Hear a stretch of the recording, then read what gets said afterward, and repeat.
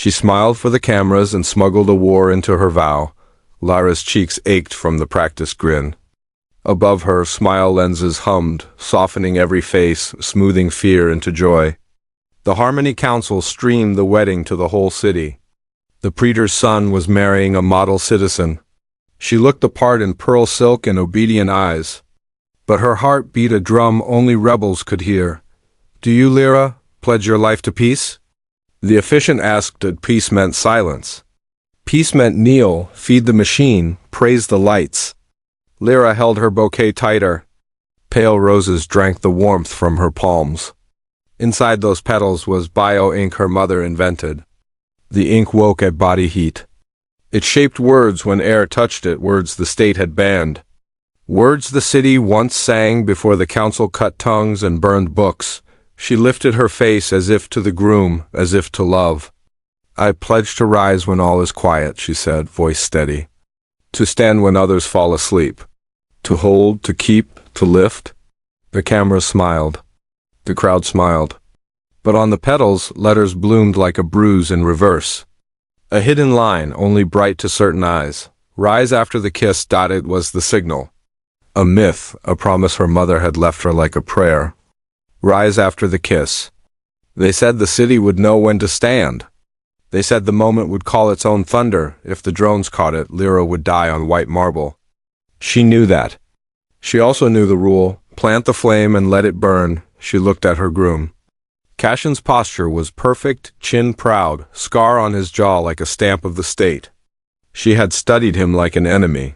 He was quiet, private. He had a soldier's gaze that counted doors and exits. He was the praetor's blood, and that blood had drowned half a generation. But as the petals warmed and the words glowed, Cashin's thumb traced hers. The touch was a question. "Are you afraid? Or are we the same?" She kept her face smooth. The officiant turned to Cashin. "Do you pledge?" "I pledge to hear the quiet," he said, cutting the script by a hair. "To stay when storms come. To guard, to give, to hold." Lyra's heart snagged. Those were not the council's words. Those were the old ones, from the songs people whispered under quilts. Did he know? Or was he mocking her with her own history? The crowd laughed at nothing. Smile lenses edited the pause. Drones drifted closer like nervous birds. "Then seal it," the officiant said. Lyra leaned in. The world shrank to the breath between them. She saw a pale freckle near his left eye. A small, human thing on a face carved for screens. He murmured so low the mics could not sip it. "Say my name." Her mouth brushed his ear. "Cashin." He didn't flinch. "No," he breathed.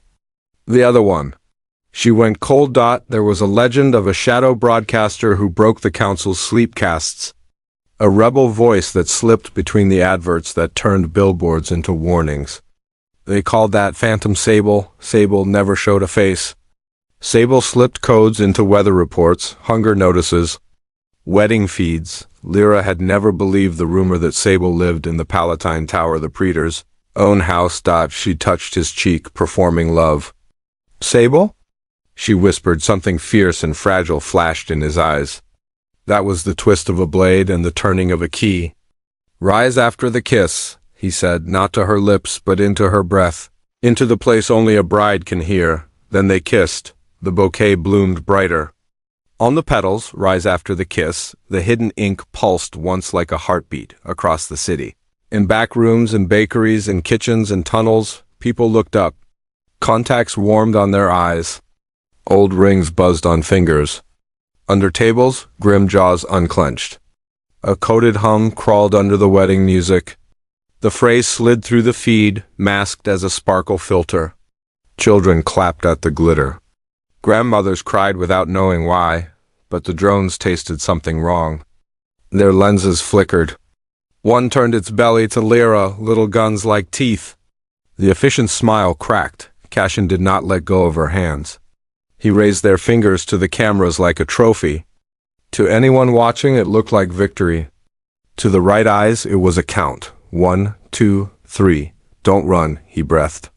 That's what they expect. She wanted to. Her father had died for less than a phrase.